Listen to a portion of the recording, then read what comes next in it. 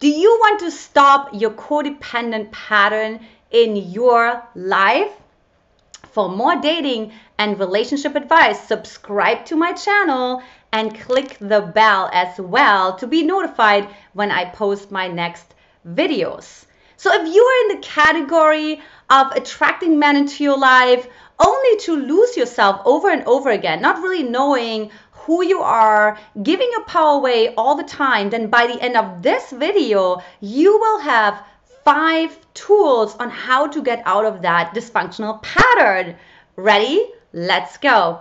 So first of all, to break out of the codependent pattern, you have to really let go of your feeling that you are responsible for everything, right? Like you're not responsible for the man, you're not responsible for his actions, you're not responsible for his reactions and his responses, right? You're only responsible for yourself. Look, what you tend to do, like other people blame, you do the opposite. You take all the blame, right? You're telling yourself, bring on the blame, I take it all, right? And that somehow makes you feel safe. It makes your system feel safe. But it's actually the opposite to actually saying, and I know this takes a lot, right? Because you have to let go of control. It's really pseudo control, to be honest with you, and really diving into giving the other person back their responsibility that they are having to their relationship.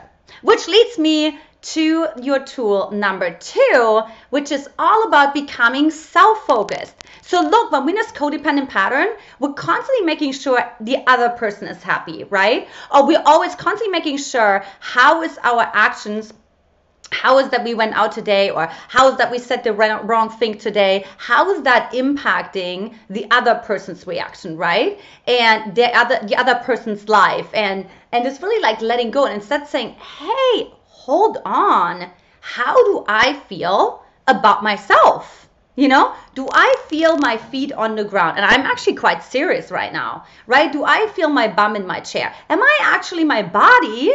Or am I constantly with the other person?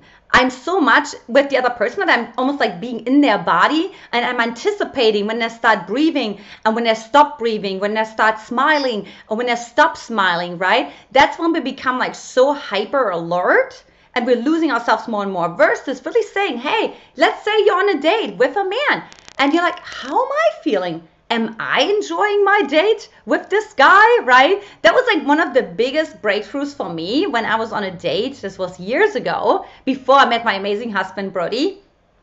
And I was sitting across from this guy, and I realized he was telling me so many things that I didn't really care so much about. He told me a lot about history, and it was a very dry conversation. And I was so concerned, I'm like, I hope he has a good time, and I hope I'm a good listener. And then all of a sudden it switched. And I'm like, hold on 1 second. Am I enjoying myself? Like, do I actually want to see this guy again? Like, could I see myself having this kind of conversation again? Does that make me feel fulfilled, filled up, happy, excited, seen, cherished? Not really, right? So I was able to leave this conversation and really let go of this whole being focused on other people pattern, right? Which leads me to number 3. And number 3 is really all about how to manage your sense of guilt. Because that's what comes up, right? You might tell me, well, Antia, you just say this so easily, but then I'm going to feel guilty because I have all the resources and I can listen forever and I'm very patient, I'm very caring. And what about the other person? They need me, you know, they need me to listen to them, and they need me to affirm them, you know, they don't know as much, right? And if I just say, well, look, you know, I'm a screen, not a sponge, okay, then what happens is that, like, yeah, you feel guilty. You know, you feel guilty because you most likely were guilt tripped by your parents, right? I did another video on like when you grow up with the father wound as well as when you grow up with the mother wound, right? And what happens is, you know, you start to really have this guilt because your parents were infiltrating the sense of guilt onto you because that's how they controlled you, right? That's how they made sure that they stay in power, that they have power over you, because otherwise they would have to face their own shame. And that was obviously way too much for a parent to handle, right? They need to feel the sense of superiority towards their child, right? Towards their daughter or their son. So the next piece, and I think this is really unexpected, that's really tip number 4, is really all about learn to transition. Okay, so what does that mean? Okay, hold on a second. When you have a pattern of codependence, it's almost the feeling of the train has left the station. It has gained so much momentum, right? The brain is like addicted to it, right? Like it's almost irritating to break out of the pattern, right? So it's almost like once I'm in the pattern, once I'm in this pleaser pattern, once I give all my power away, I can't go backwards. It's going to be really hard for me, right? It's almost like I'm breaking my identity. It's almost like I'm breaking my sense of comfort, you know? I'm breaking my sense of flow almost, if you will, right? So that's how it feels. It's crazy. But actually what you want to start practicing more in order to be more flexible, because look, when you're more flexible, energetically and mentally, and of course also emotionally, then you can actually break out of a codependent pattern like in the moment, versus like no, I need to like roll this pattern completely through, because otherwise it's too much resistance. I can't go against it. So how can you do that? So you could, for example, transition between the masculine and the feminine, right? So let's say you were doing some things, right? Like let's say, you know, you're running around, going to work, cooking for your kids, you know, whatever the case may be. And then the next step is to really see, okay, so what can I do now? The complete opposite. So the complete opposite would be sitting down, meditating, closing your eyes, and literally slowing down your energy inside of yourself.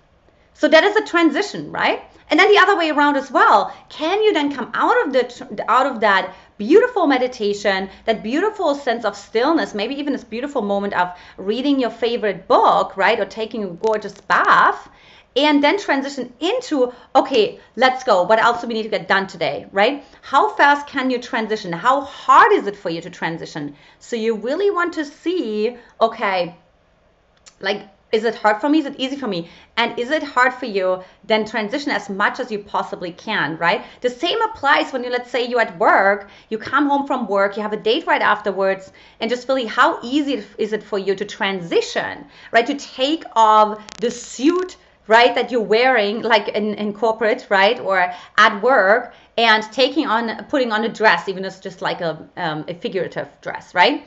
Figuratively seen. And so putting on, you know, basically the head of being at home, you know, how easy is that for you to transition? So I encourage you to practice that all the time.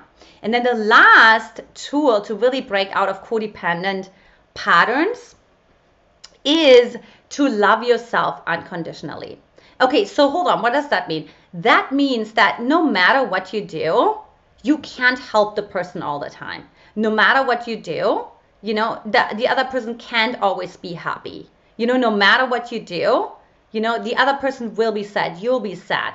You know, this is like we're dynamic human beings. So I invite you to forgive yourself for not being able to save the other person, right? For not being able to heal the other person in a way that you would like to, and to forgive yourself that you think if you don't heal the other person, if you're not there for the other person, that it's almost like a feeling of you don't have a right to be here in this universe, right? Like you don't have a right to be here on this planet. So to truly, truly forgive yourself with that, okay? So those are the 5 tools to overcome your codependent pattern.